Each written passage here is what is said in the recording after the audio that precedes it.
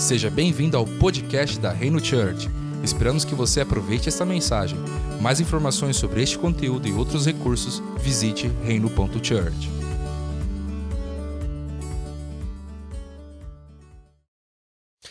Olá, família! Sejam todos muito bem-vindos mais uma vez aqui no podcast da Reino Church. Robert Marques aqui junto com vocês nesta jornada maravilhosa que são os 40 dias com Jesus. E nós já chegamos na 23ª mensagem. O nome dessa mensagem é Gênio da Lâmpada. Talvez você fique curioso, tá? Mas por que Gênio da Lâmpada? Tem alguma coisa a ver com aquele personagem lá das Arábias? Não, mas muitas pessoas acabam confundindo, pensando que que Deus tem que fazer os desejos dela. E nós vamos ver por aqui, então fique até o final para você ser abençoado por essa mensagem. Bom, a base bíblica que nós iremos utilizar aqui é de Lucas, capítulo 18, do verso 1 ao verso 8. Jesus lhes contou uma parábola para mostrar que deviam orar sempre e nunca desanimar. Em certa cidade havia um homem, um juiz, que não temia Deus, nem respeitava ninguém. Havia também naquela mesma cidade uma viúva que sempre o procurava, dizendo: julgue a minha causa contra o meu adversário. Por algum tempo, ele não a quis atender, mas depois pensou assim: é bem verdade que eu não temo a Deus, nem respeito ninguém. Porém, como esta viúva fica me incomodando, vou julgar a sua causa, para não acontecer que, por fim, venha a molestar-me.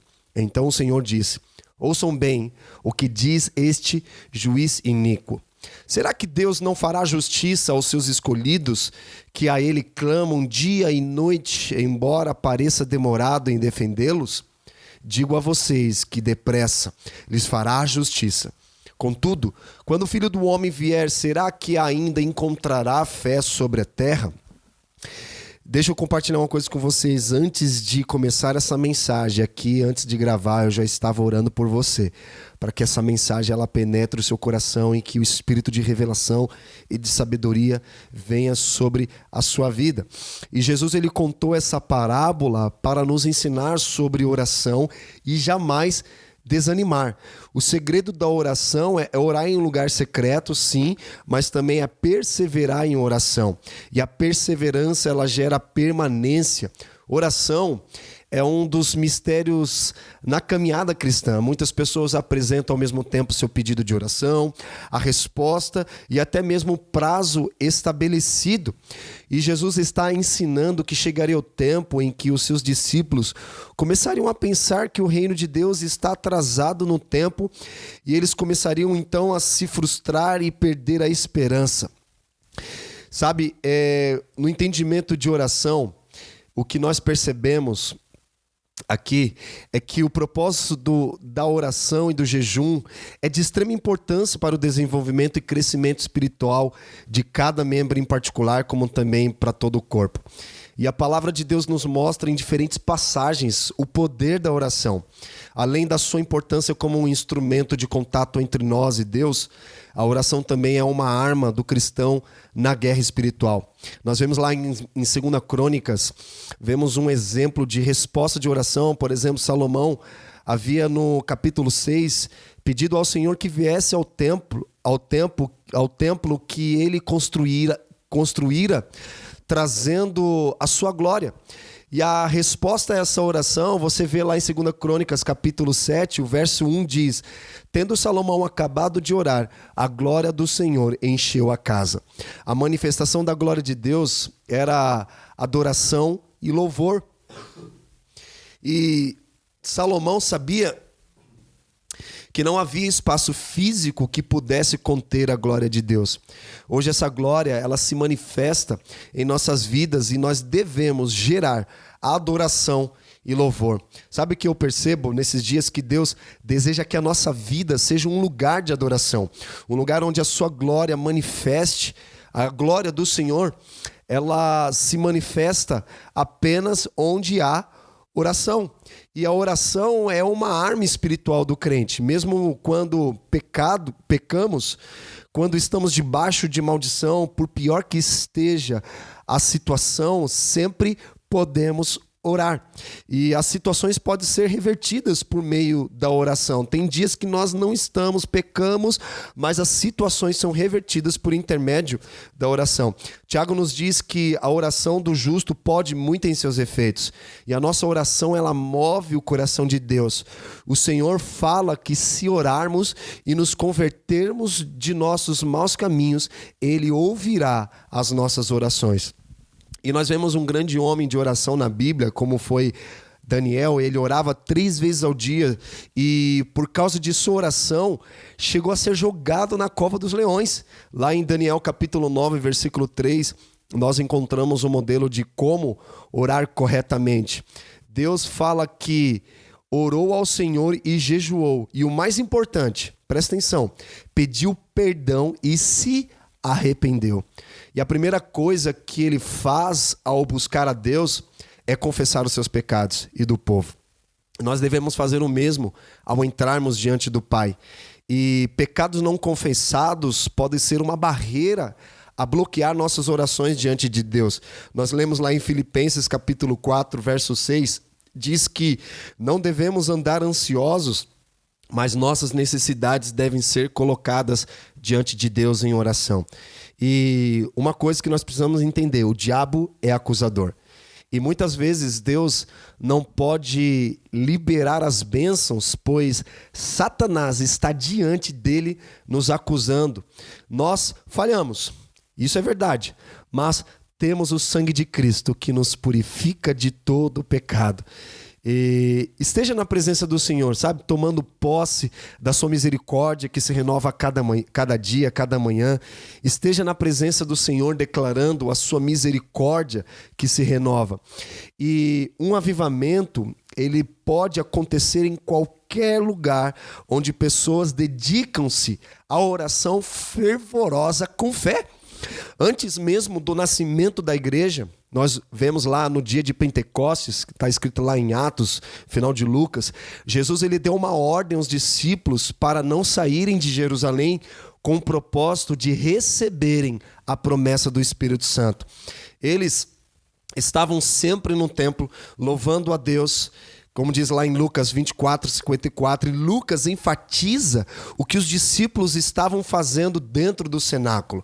Todos estes perseveravam unânimes em oração. Olha só o segredo aqui do avivamento. Todos estavam perseverando, unânimes, unidade em oração. Atos 1, versículo 3 ao 14. E o Espírito Santo só foi derramado sobre os discípulos porque eles estavam todos comprometidos em amor, unidade e oração.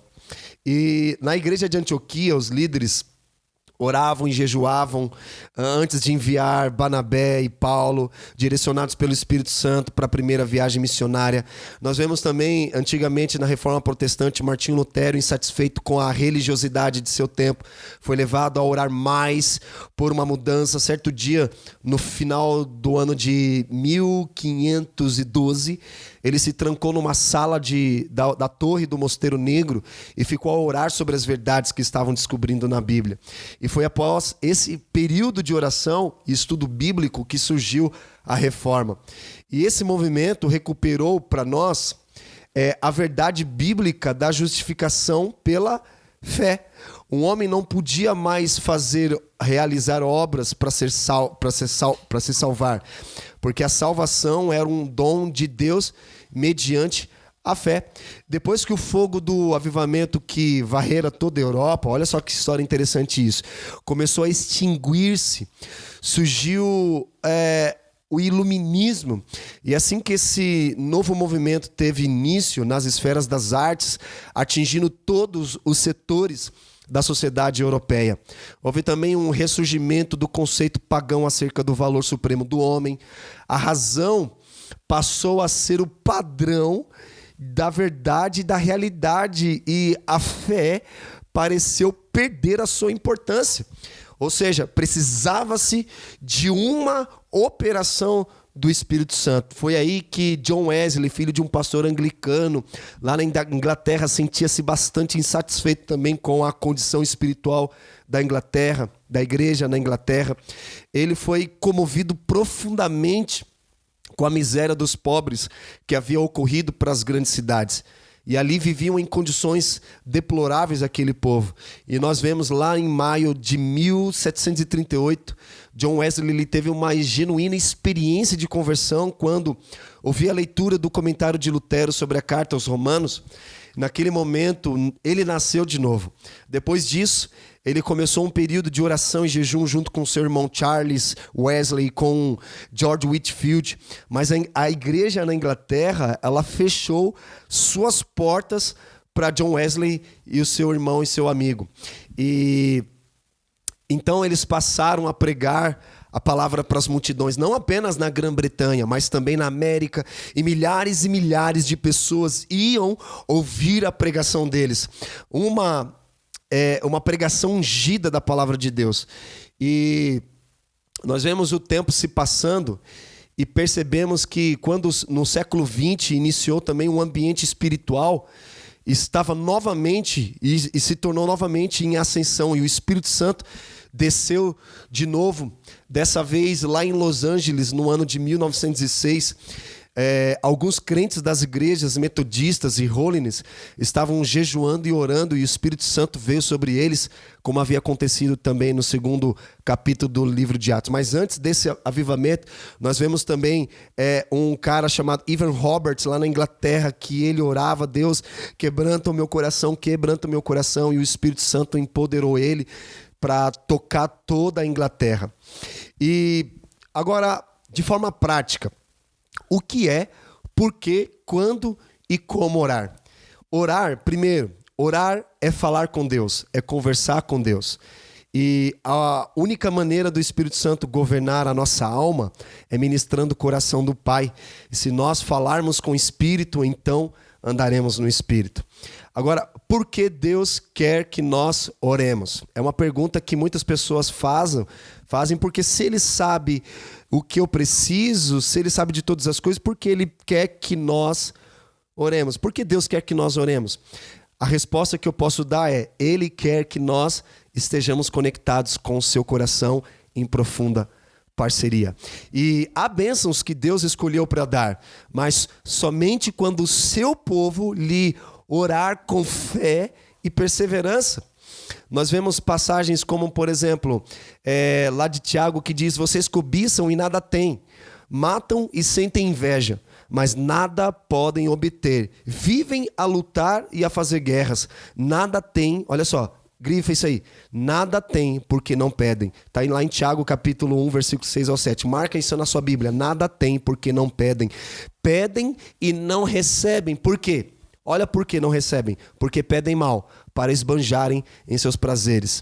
E nós vemos também Jesus dizendo: peçam e lhes será dado, busquem e acharão, batam e a porta será aberta para vocês. Pois todo o que pede, recebe, o que busca, encontra, e quem bate, a porta será aberta. Sabe, nós vemos também que um princípio fundamental do reino é que pedimos a Deus tudo, tanto o aumento das coisas boas, quanto a diminuição das coisas ruins.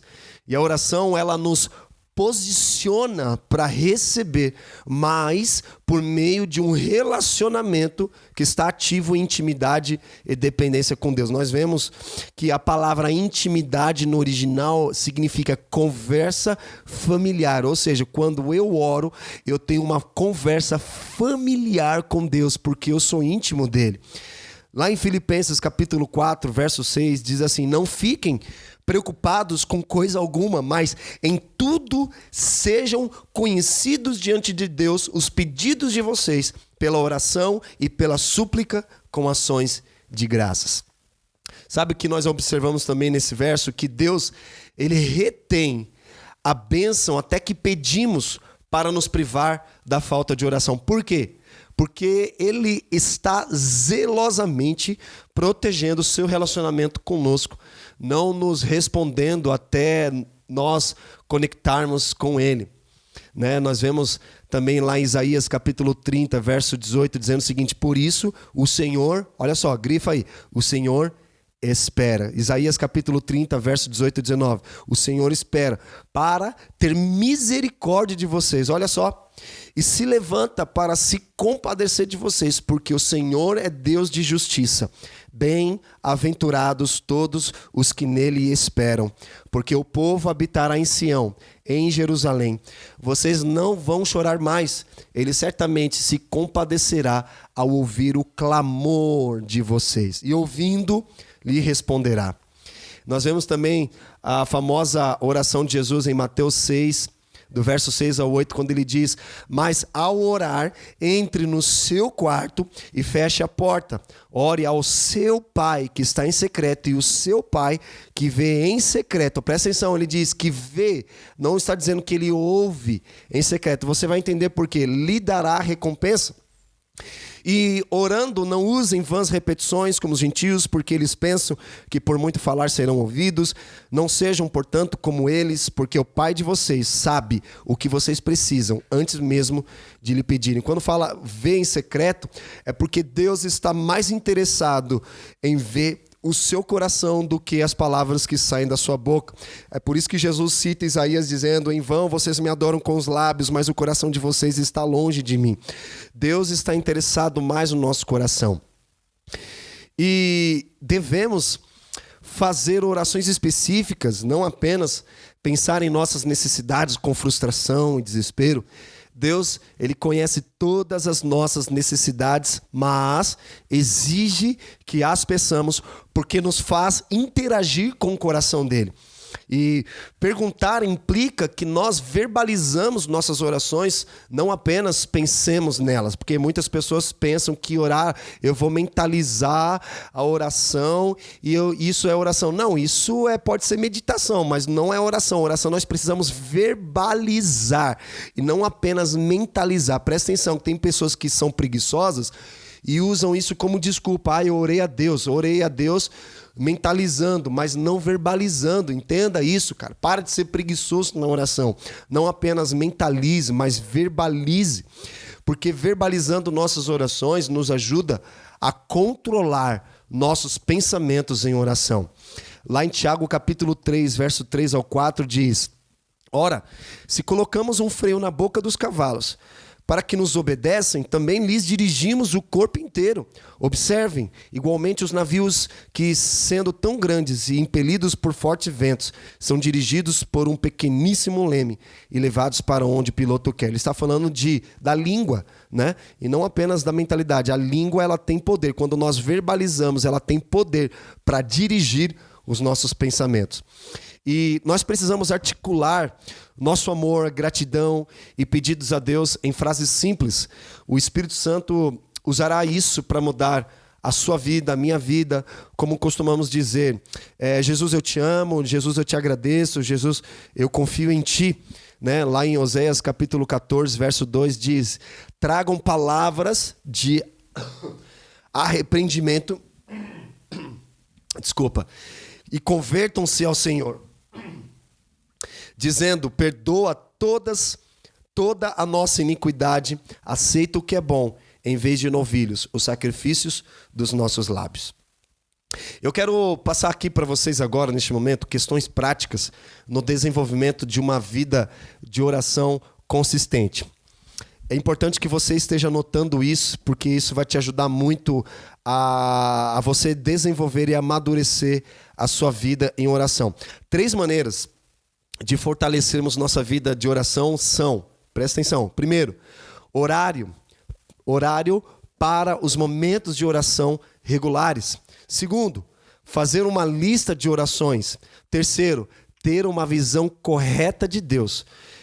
Agora, vamos entender tudo isso. Um cronograma, um horário, ele nos disciplina quando oramos, quando orarmos. E uma lista de oração nos dá foco pelo o que orar, principalmente quando não lembramos o que orar. Eu não posso não lembrar o que orar. Então, quando você fala assim, mas eu não consigo lembrar o que orar. Então, você olha para a lista e você vai lembrar. E aí você fala, cara, eu tenho orado isso há anos. A lista de oração não é uma lista de supermercado, mas é uma direção. Conforme você vai amadurecendo na vida de oração, você vai perceber que você não vai precisar estabelecer um horário, uma lista de oração, porque já amadureceu. Mas enquanto você não tem uma prática de oração sustentável, é importante você estabelecer 3 maneiras de você fortalecer sua oração. Primeiro, horário. Segundo, lista de oração. E terceiro, visão correta. E a visão correta de Deus, ela nos faz o que orar, nos faz querer orar. Então, primeiro, horário nos ensina, nos disciplina quando orarmos. A lista de orações nos dá foco pelo o que orar. E a visão correta de Deus nos faz querer orar. E a maioria orará por 10 minutos a mais simplesmente ao desenvolver um horário e uma lista de oração. Muitos que amam a Deus nunca desenvolvem uma vida de oração consistente porque lhes falta isso. Existem 3 tipos de oração. Primeira, oração devocional, que é focado em dar o seu amor e devoção a Deus. E esse tipo de oração inclui adoração, meditação na palavra, e significa leitura em voz audível da palavra e comunhão com o Espírito Santo. Segundo tipo de oração é a oração pessoal, quando você pede a bênção de Deus para a sua vida pessoal, como coração, circunstâncias, ministério. E a oração pessoal é a oração pela liberação da bênção e do favor de Deus para a sua vida pessoal, como família, finanças, ministérios, relacionamentos, saúde e circunstâncias. E o terceiro tipo de oração é a oração intercessória, que você pede o poder de Deus ou justiça para outros. O que seriam esses outros? Lugares, pessoas, questões estratégicas. E oração é oração pelos outros. Como eu disse, pessoas, lugares e organizações. E Deus ordenou a oração intercessória como meio de liberar mais poder e bênção a indivíduos, famílias, negócios, ministérios, igrejas e várias esferas da sociedade. E a intercessão, ela assume diferentes expressões. Oramos pelos enfermos, pelos amigos que estejam enfrentando dificuldades e pelas famílias em crises, por reavivamento na igreja, por justiça, pela salvação dos que não conhecem ao Senhor, por transformação social e assim por diante. E a oração é interessante que ela é a união dos céus e a terra. Por isso que Jesus fala, te darei as chaves do reino dos céus. O que ligar na terra será ligado nos céus. Ou seja, pessoas de oração, ela tem autoridade para liberar os céus sobre a terra. E a visão correta de Deus significa que a oração, ela nos posiciona para sermos fortalecidos para amar a Deus e as pessoas, receber o amor de Deus como um pai de amor. E nós amamos os outros muito mais quando encontramos regularmente o coração de Deus. E na oração recebemos o óleo de intimidade ao conectar-se com Deus. Lá em Mateus capítulo 25, 3 ou 4 fala sobre isso. E Jesus, ele diz, eu sou a videira, vocês são os ramos, quem permanece em mim e eu nele, esse dá muito fruto, porque sem mim não podem fazer nada. João 15, 5, nós vemos isso também. E encontrar a visão correta também, ela encontra o coração paterno de Deus, porque é fundamental para crescer em oração. E o Pai, ele tem um plano feito sob medida para as nossas vidas. Ele nos ama como ama Jesus, assim nos dando grande valor. Ou seja, Deus nos ama na mesma proporção que Ele ama Jesus. Ele não ama Jesus mais do que ama eu e você.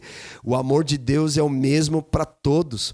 Nós vemos lá em João capítulo 17, versículo 23, que diz, para que o mundo conheça que tu me enviaste e os amaste como também amaste a mim. Cara, isso é muito poderoso. O Espírito Santo, ele clama a Deus através de nós com o espírito de adoção que diz Abba.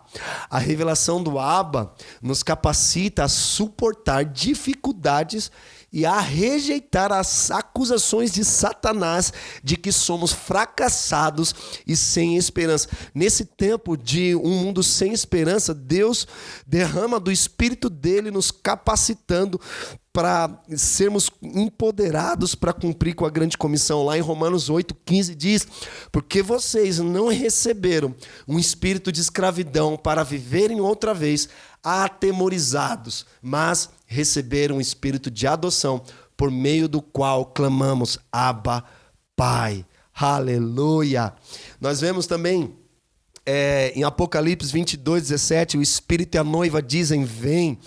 E nós cremos que um movimento de oração do fim dos tempos fluirá da igreja e uma identidade de casamento que vê Jesus como noivo e nós, a igreja, como uma noiva.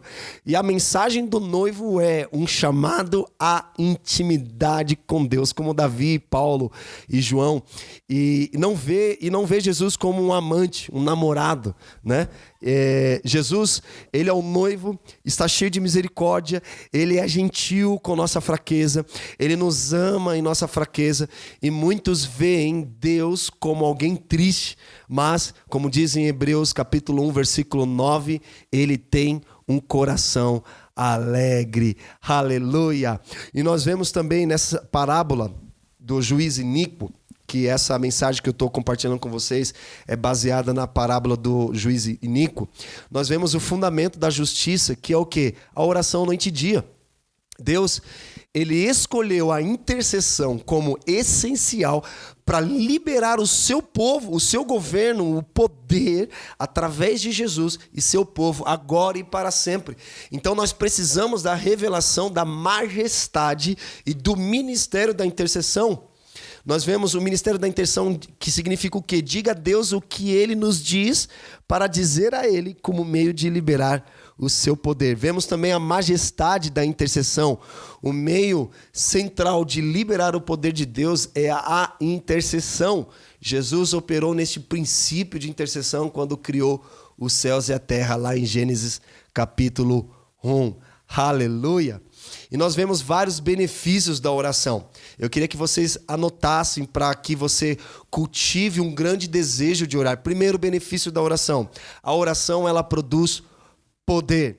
Se temos a percepção dos benefícios que a oração pode trazer, estaremos orando muito, porque para uma pessoa orar, ela precisa querer orar. E precisamos cultivar um grande desejo de orar como Moisés, Josué, Davi, Elias e Jesus.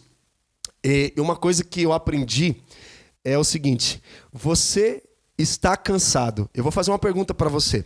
Você está cansado das suas orações sem poder que saem dos seus lábios? E você deseja viver uma vida poderosa que transformará a sua vida, família, igreja, bairro e cidade? A resposta é: então prepare-se para Deus operar poderosamente e mudar a sua vida por completo. Aleluia! Segundo ponto desse benefícios da oração é: a oração, ela gera quebrantamento. Deus não pode usar uma pessoa que não esteja completamente quebrantada e rendida a Ele. Muitas pessoas não estão servindo ao Senhor. Sabe por quê? Porque abrigaram pecados do passado.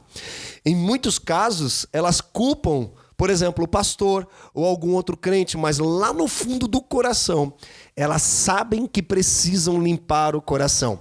Salmos 51:17 diz: sacrifício agradável a Deus é o espírito quebrantado, coração quebrantado e contrito não o desprezarás, ó Deus. Salmos 34:18 também diz: perto está o Senhor dos que têm o coração quebrantado, Ele salva os de espírito oprimido. Aleluia! Então a oração, ela produz quebrantamento. A oração também, terceiro benefício da oração é: a oração gera submissão. E a submissão significa que desistimos do nosso direito natural de fazer aquilo que queremos, rendendo ao nosso Senhor, Rei e Pai.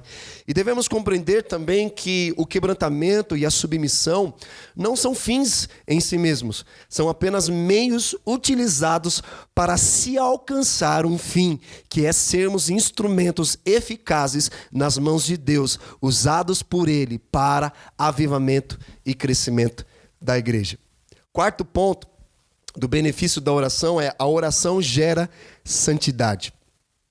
Algumas pessoas no passado cometeram o erro de achar que o quebrantamento e a submissão a Deus eram fins em si mesmos e não meios para se atingir um fim maior.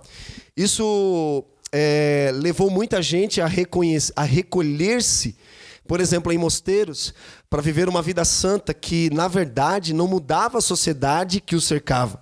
E a santidade não deve levar-nos a nos afastar do mundo, mas deve fortalecer-nos para sermos testemunhas eficazes de Cristo perante ao mundo. Quinto benefício da oração é que a oração que vence os inimigos. E nós precisamos orar para vencer o poder das trevas que tentam destruir famílias, cidades e nações. O diabo, ele é mentiroso e pai da mentira. E ele fará de tudo para impedir o avanço do reino de Deus. Mas, afinal, o que a Bíblia diz ao seu respeito? Satanás, ele foi dirigente do louvor celestial, como diz lá em Isaías capítulo 14, verso 2 ao 15. Veja como você caiu do céu, ó estrela da manhã, filho da alva. Veja como você foi lançado por terra, você que delimitava as nações. Você que pensava assim: subirei ao céu, exaltarei o meu trono acima das estrelas e me assentarei no monte da congregação nas extremidades do norte.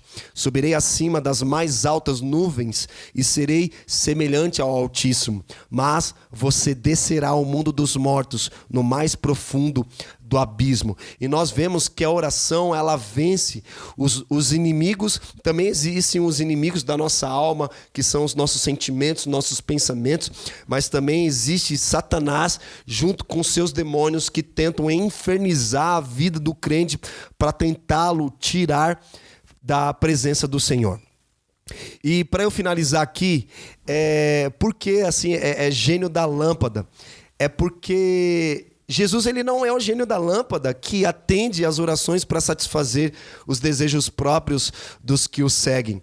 Porque muitas pessoas pensam que vou jogar uma moedinha para ver se ele vai atender o meu pedido, o meu desejo. Não, nós vimos aqui a prática da oração, o coração de Deus, a visão correta.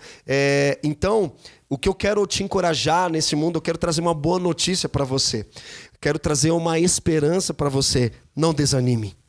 Continue clamando pela justiça do reino de Deus e mantenha a sua esperança viva no coração.